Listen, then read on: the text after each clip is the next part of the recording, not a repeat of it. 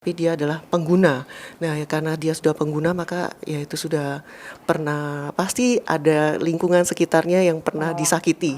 Oh iya, iya, Ya, iya, iya. jadi yang perlu direhabilitasi tidak hanya penggunanya Penggunanya saja, tetapi lingkungannya juga. lingkungan sekitarnya, guardianya yang menjaga itu juga perlu dikuatkan ya, karena tidak mudah untuk Mendampingi gitu ya. mendampingi ya.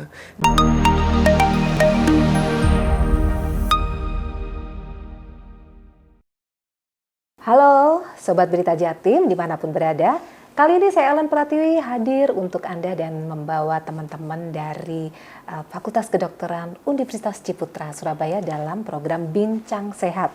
Yuk, karena ini adalah Bincang Sehat, tentunya temanya adalah tentang kesehatan.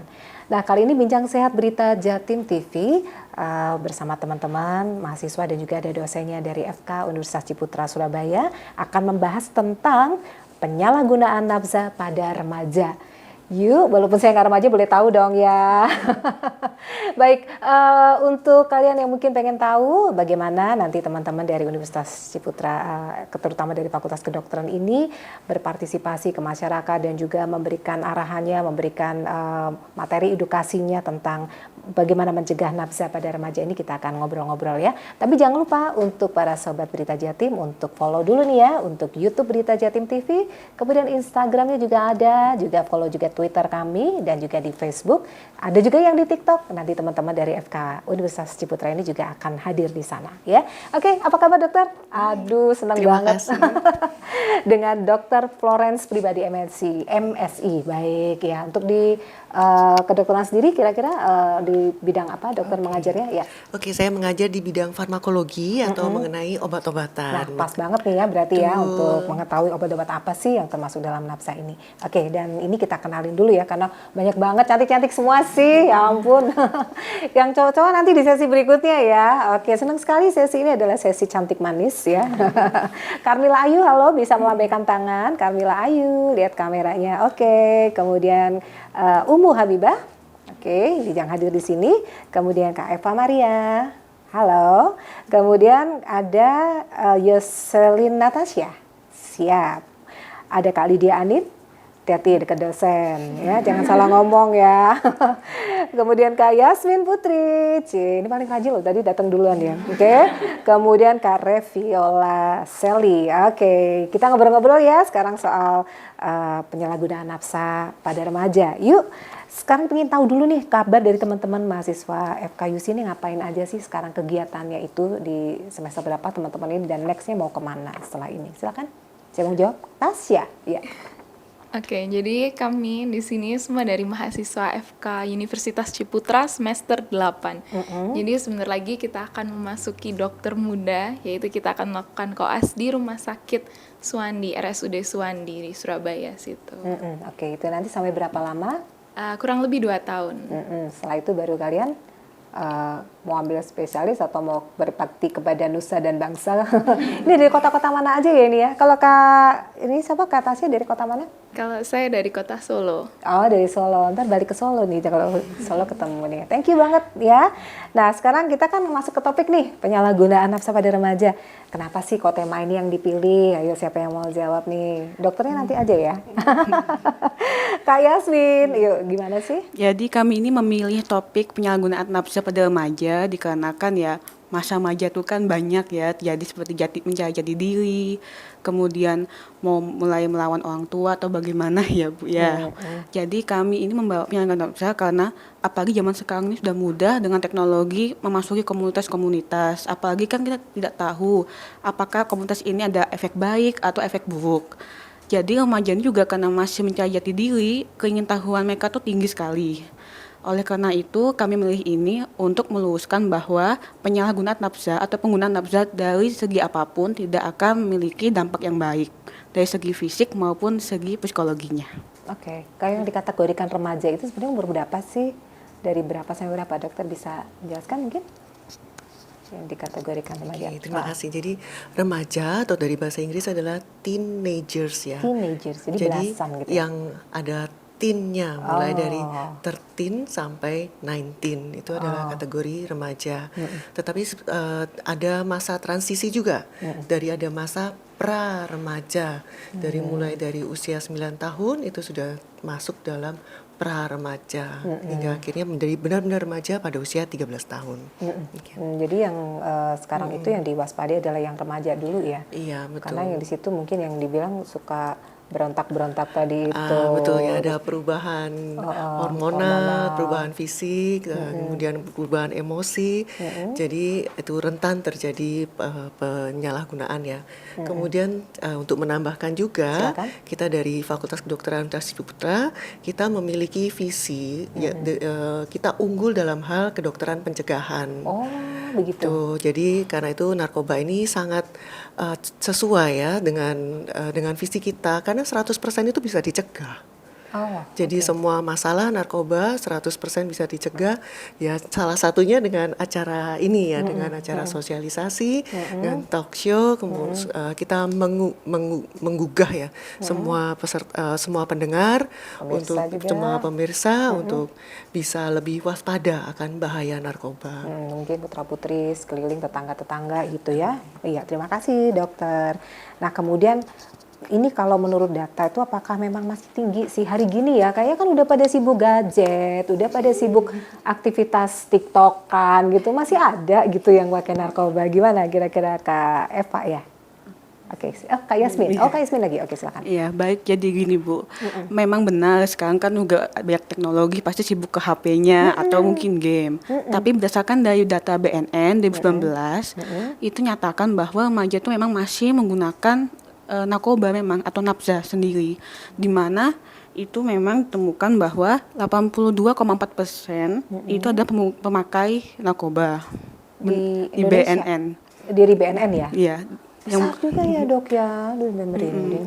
Dengan rata-rata tuh memang paling banyak itu ingin mencoba apa sih rasanya narkoba Pengen itu. tahu gitu ya. Kan kadang-kadang ini remaja tuh kalau dikasih tahu itu kan suka melawan. Padahal tahu Bu. Kalau nggak nyoba ini nggak enak, dikasih tahu aja gitu lewat gitu Udah ya. lewat. Jadi 57% memang itu sudah sebagai mencoba, dan kemudian dengan 15% itu memang pengguna. Jadi sudah menggunakan beberapa kali, sudah seperti itu. Dengan 27%-nya sebagai rekreasional, mungkin sebagai ini Bu, mungkin anak ingin mendapatkan ide untuk menulis atau menggambar gitu, seperti itu. Memang. Oh jadi sebenarnya untuk merangsang sebenarnya bisa nggak sih dok? Coba balik lagi ke dokternya ini. Itu digunakan untuk apa gitu ya maksudnya Ya, itu? baik. Ide yang bagus ya. Jadi memang ada recreational drugs ya, ada obat-obatan yang digunakan, bahkan ada beberapa acara televisi di kabel media itu mereka mendokumentasikan bagaimana para artis, para seniman Lebih kreatif gitu. menggunakan obat-obatan tertentu untuk memicu kreativitas mereka. Kalian enggak ya? Ya, tapi untungnya obat-obatan jenis itu tidak banyak beredar di Indonesia. Jadi yang beredar di Indonesia jenis yang lain. Itu kalau anaknya ke sono bisa dapat juga kan dok? Wow gitu ya. Nah ayo aku pengen tahu nih. Kenapa sih tadi itu Kak Yasmin udah jelasin ya apakah masih tinggi. Terus penyebabnya tuh apa gitu. Padahal udah sibuk ya. Mungkin kan hari gini apa sih recreation tuh ya gampang banget dari gadget, mau nonton film lah, mau main game apa aja deh. Kok masih sempet gitu ya. Apa sih sebenarnya penyebabnya gitu Kak Eva? Kalau penyebabnya dari remaja sendiri, mungkin istilah yang sangat umum remaja sekarang atau generasi Z ya, kalau sekarang tuh adalah FOMO ya, fear of missing out. Jadi nggak keren gitu kalau iya, nggak nggak pakai keren gitu. kalau misalnya nggak ikut berbagian gitu kan, seperti tadi Yasmin bilang gitu, pengaruh teman-teman, kelompok tertentu, geng-gengan, terus kalau dia sendiri nggak pakai itu merasa kurang gitu, saya kurang gaul, gitu. saya kurang bisa berbaur gitu kan sama teman-teman yang lain. Jadi faktor ini merupakan faktor eksternal dari remaja itu gitu kan, tapi ada faktor internal juga, bisa dari remaja itu sendiri gitu kan. Kalau remaja kan seperti tadi Dokter Flo bilang ada perubahan hormonal, perubahan fisik, itu membuat dia tuh semakin rasa ingin taunya semakin tinggi gitu.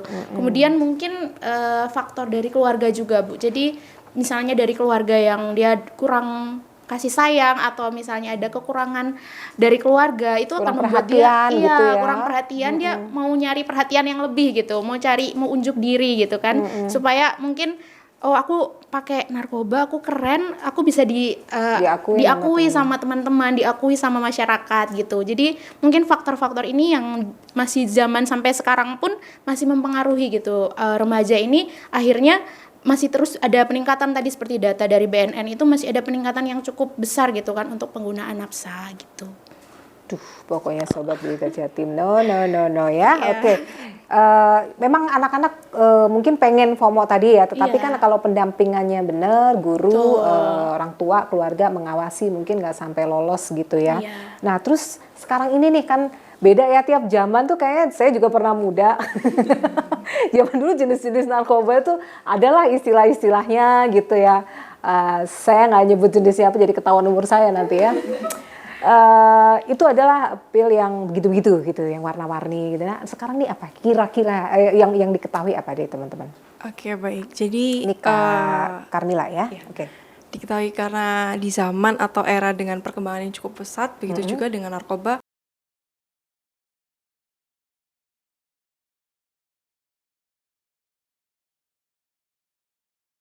Secara otomatis juga berkembang gitu ya, Bu.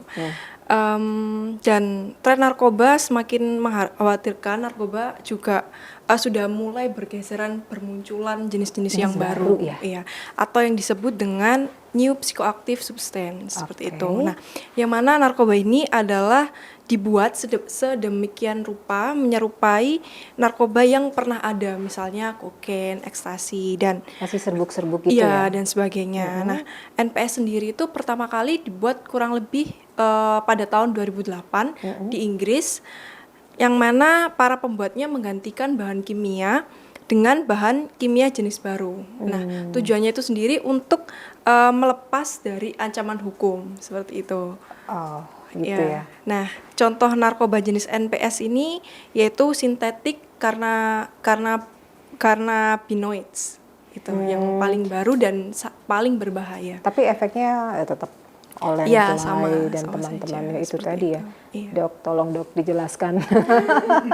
Sebagai ahli farmakologi, itu jenis-jenis itu apa emang mudah didapat atau gimana sih dok? Yang tadi disampaikan itu? Seharusnya tidak ya, sudah berbagai cara yang dilakukan oleh pemerintah untuk membatasi hukumannya, ganjarannya kalau ketahuan menggunakan atau bahkan mengedarkan ya, sudah berat ya. Jadi sebenarnya sudah banyak metode yang dilakukan oleh pemerintah untuk membatasi. Dan untuk sintetik cannabinoids ini dari tanaman ganja ya, jadi hibrida baru campuran, jadi mereka menyilangkan antara tanaman A dan tanaman B. Wah, kemudian juga kawin silang juga ya ternyata narkoba. Baru tahu. Terus jadi ya tanaman-tanaman baru yang lebih poten, lebih ampuh. Ini negara kita nih karena negara tropis ya, negara yang kaya, tanahnya subur, sehingga tanaman yang semua tanaman itu mudah untuk tumbuh ya. Katanya lagu tongkat kayu dan batu aja jadi tanah. Betul. Jadi tidak hanya padi dan jagung saja yang tumbuh subur, tetapi ya tanaman itu juga tumbuh subur. Emang ada daerah-daerah tertentu tuh yang kekayaan tanahnya tuh sungguh melimpah dan menghasilkan produksi yang bagus sekali untuk itu. Iya, jadi tanaman yang sama itu kalau ditanam di daerah itu dan di luar negeri kah atau di daerah lain itu efeknya akan berbeda. Jadi maka dari itu ada keberlimpahan itu ternyata berdampak ya dok ya. Nah itu memang kalau secara medis sebenarnya bermanfaatnya untuk apa? Misalnya untuk yang benar tidak disalahgunakan, obat-obat tadi itu untuk apa? Jadi yang paling banyak digunakan adalah sebagai analgetik. Seandainya pada pasien yang membutuhkan penghilang nyeri, misalnya pada pembedahan atau untuk terapi paliatif. Jadi pasien sudah menderita kanker stage akhir, kita tidak bisa mengangkat kankernya. Yang kita bisa lakukan adalah meningkatkan kualitas hidupnya supaya sehari-hari dia tidak hidup dalam penderitaan nyeri. Maka kita bisa memberikan obat tersebut dengan dosis yang dikontrol. Nah, dosisnya itu kan. Betul. Kemudian ada itu yang paling sering digunakan. Sebenarnya obat stimulan itu juga saat ini sedang dalam penelitian. Banyak penelitian tentang mengenai narkotika kita ataupun obat-obat stimulan lainnya itu untuk orang-orang Alzheimer, kemudian pasien dengan gangguan pemusatan perhatian atau gangguan Parkinson. Jadi obat itu terbukti dapat membantu pasien-pasien dengan gangguan yang ada di dalam otaknya ya. Nah, tapi saat ini masih dalam tahap penelitian. Dan penelitiannya pun progresnya kurang cepat ya kalau dibandingkan. Kenapa? Karena ini adalah sesuatu yang sensitif ya. Obatnya sangat-sangat aditif. Jadi untuk bisa menghasilkan suatu penelitian yang valid dan sahih itu memakan waktu yang lebih lama. Karena juga harus dicobakan ke pasien yang tepat ya, tidak bisa sembarangan nanti penyalahgunaan lagi dong. Iya, kan itu orang sakit yang sehat minum itu gimana gitu kan. Oke. Jadi masih berbentuk obat gitu ya sekarang atau serbuk aja biasanya. Itu kan biasanya kan ada yang kalau berita-berita itu dimasukkan ke sepatu lah, dimasukkan ke dalam salak gitu. Iya, itu yang dari luar kali ya dok ya. Memang orang Indonesia tuh kreatif ya Bu ya. Jadi kreatifnya kebablasan. Jadi orang narkotika nafsa itu kan selain narkotika juga zat aditif lainnya. Jadi untuk yang narkotika tuh ada yang tetap pil ada, yang bentuknya serbuk ada, yang bentuknya daun juga ada. Ada lagi sekarang yang jadikan aditif adalah pembalut geprek Bu. Jadi bukan ayam geprek tapi pembalut geprek. Itu kaget ya Bu ya. Saya diceritain orang dari BNN juga kaget waktu mendengarkan itu. Jadi karena narkotika itu biayanya cukup tinggi, mereka mencari cara untuk substance lain untuk digunakan. Salah satunya adalah pembalut. Pembalut itu diisi dengan cairan, direndam demikian, kemudian diperas gitu Ibu.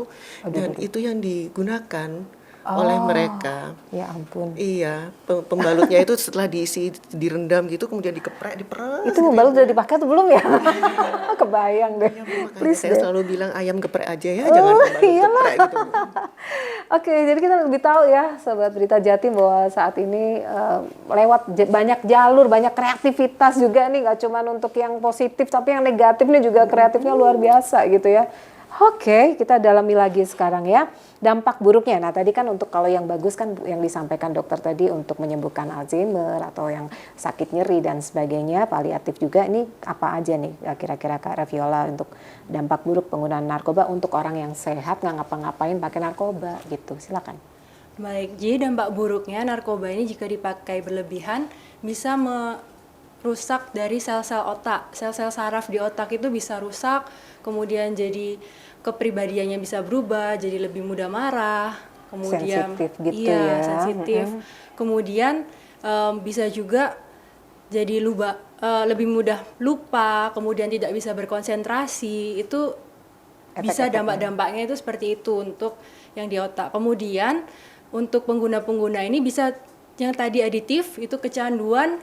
Jadi dari dosis yang sama itu tidak bisa lagi mempan. Jadi harus tambah dosis, semakin banyak yang dibutuhkan untuk mencapai rasa yang sama, untuk kesenangan yang sama atau apa yang dicari itu yang sama, itu dosisnya harus semakin tinggi semakin hari. Itu efek kecanduannya seperti itu. Dan jika diputus maka ada gejala putus obat, jadi bisa mudah marah, kemudian susah bernafas, seperti itu. Oke. Nah itu kalau pemakaian sekali itu langsung bisa berdampak gitu atau pemakaian lama sih dok, misalnya kayak gitu tuh? Jadi kan itu efek dampaknya itu kira-kira dalam waktu cepat muncul atau harus agak sering gitu? Iya. Normalnya setelah penggunaan beberapa kali baru menimbulkan toleransi. Tetapi ada orang-orang tertentu yang bisa menimbulkan efek toleransi itu sejak pertama kali penggunaan.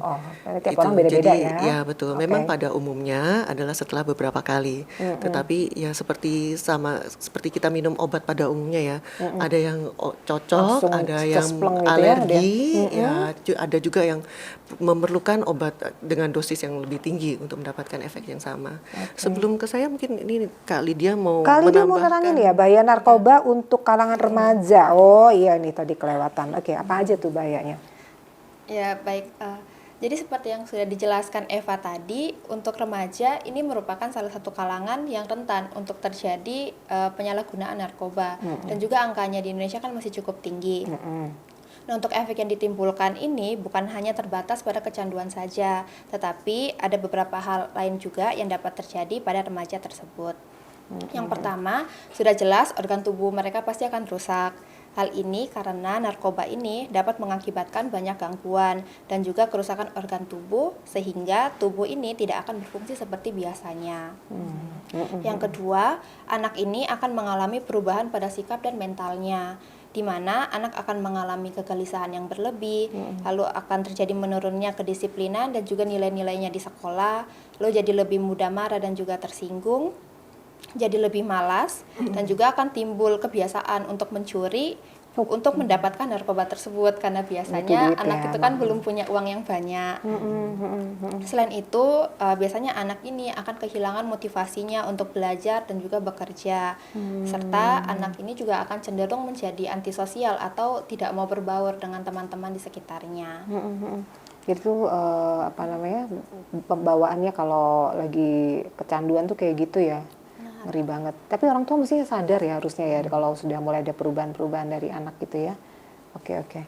Nah, ini saya juga pengen tahu nih kalau teman-teman udah tahu nih ya bahayanya, dampaknya dan sebagainya, itu apa yang teman-teman lakukan pada saat ini untuk mencegah itu?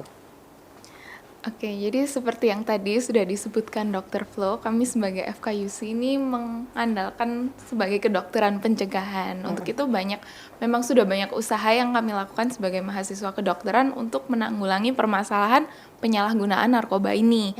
Contohnya seperti sebelumnya kami pernah mengadakan seminar tentang bahaya narkoba yang sasarannya ini kepada anak SMA.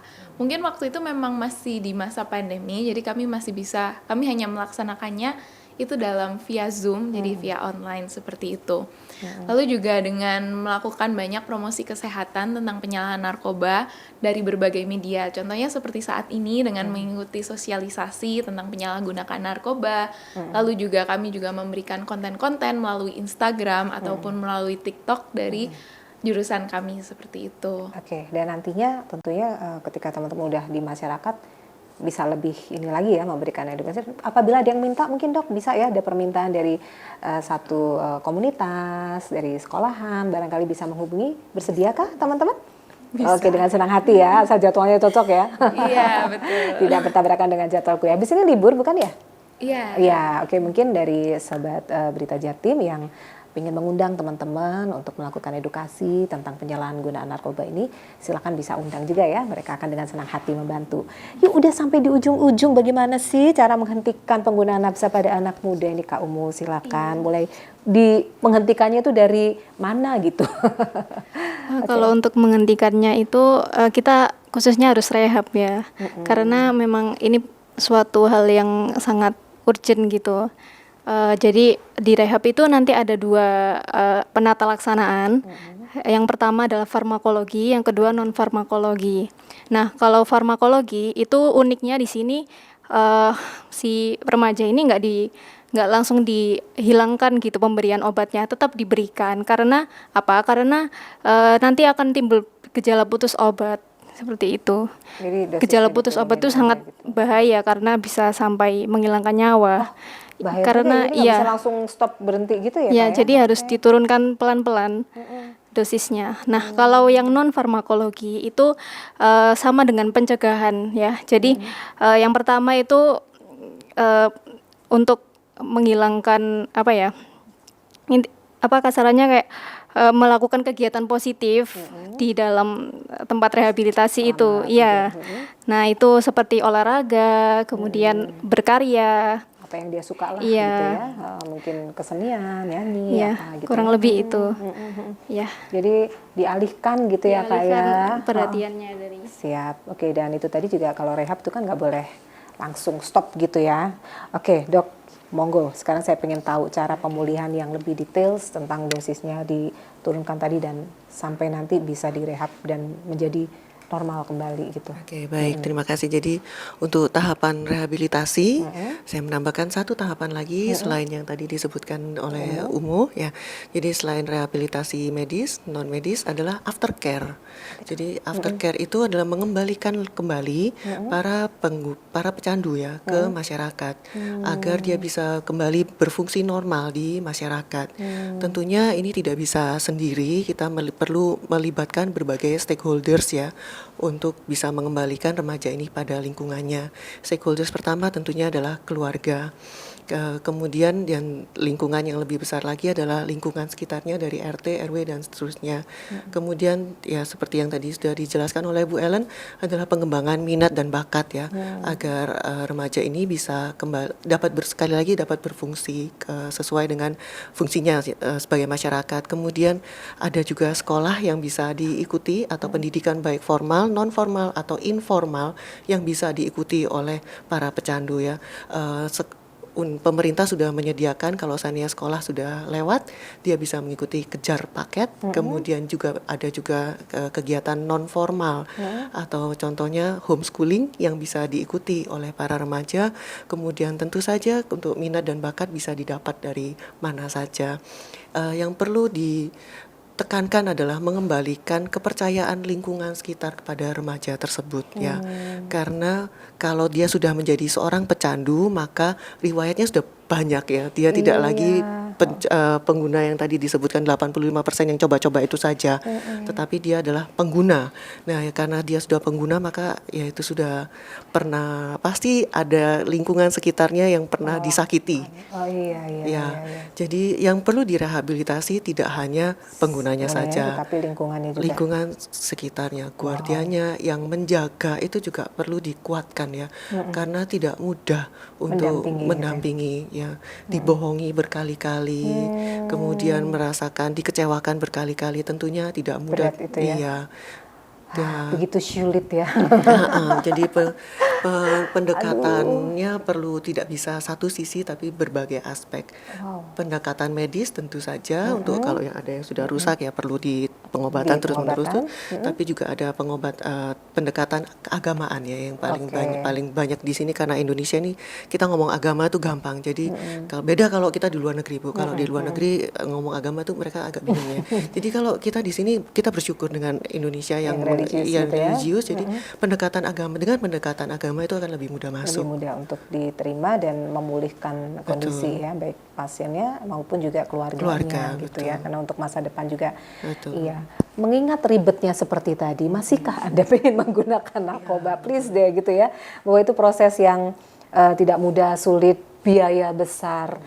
Ada hal-hal yang harus dikorbankan orang tua, keluarga, teman, dan juga masa depannya sendiri gitu ya. Jadi say no to drugs. Oke, baik. Nah ini pesan-pesan terakhir nih untuk para remaja. Silakan kali dia bisa di close up. Oke, dari siapa nih dari semalam? Oke. Baik, untuk pesan saya sebagai remaja itu wajar kalau kita punya rasa penasaran yang tinggi. Namun sebaiknya jangan pernah untuk coba yang namanya narkoba. Kenapa? Karena itu hanya buang-buang waktu kita, buang-buang masa muda kita. Mending waktunya kita pakai untuk melakukan hal-hal yang lebih positif dalam hidup kita. Misalnya mencoba hal-hal baru, lalu menekuni apa yang kita sukai dan juga lebih menjadi anak yang berprestasi untuk kedepannya. Terima kasih. Oke, karena tentunya kita semua juga pengen menjadi seseorang, orang tua apalagi gitu ya, pasti pengen punya anak tuh menjadi dokter kayak kalian nih, gitu nih, dokter Flo gitu ya. Nah, dengan begitu harus melakukan hal yang baik-baik lah gitu ya. Dan tapi kalaupun ada yang di sekitar kita, jangan dibully gitu ya dok ya, artinya tetap bisa dirangkul, bisa dikembalikan ke jalan yang benar ya. Oke, nggak terasa nih kayaknya waktunya sudah habis ya, jadi kita tutup dulu bincang-bincang kita di Bincang Sehat kali ini tentang penyalahgunaan nafsa pada remaja. Yuk para remaja, please masa depan kalian masih panjang, jadi orang-orang yang hebat suatu saat Indonesia butuh orang-orang yang paling oke dari kalian, apa yang bisa kalian tampilkan dengan lebih baik. Kalian mau jadi apa aja, yang penting jadi nomor satu, yang penting positif. Oke, saya Ellen Pratiwi menutup, salam sehat buat semuanya. Dan kita ucapkan terima kasih buat teman-teman dari FK Ciputra. Nanti kita akan nantikan lagi kehadirannya untuk konten-konten yang lain. Sukses selalu, Dr. Flo. Thank you. Mahasiswanya luar biasa ya. Oke, jadi dokter sukses. Nanti kalau udah sukses, mereka jangan lupakan pada berita Jatim TV. Oke, saya Ellen Pratiwi menutup. Assalamualaikum, selamat siang, sampai jumpa.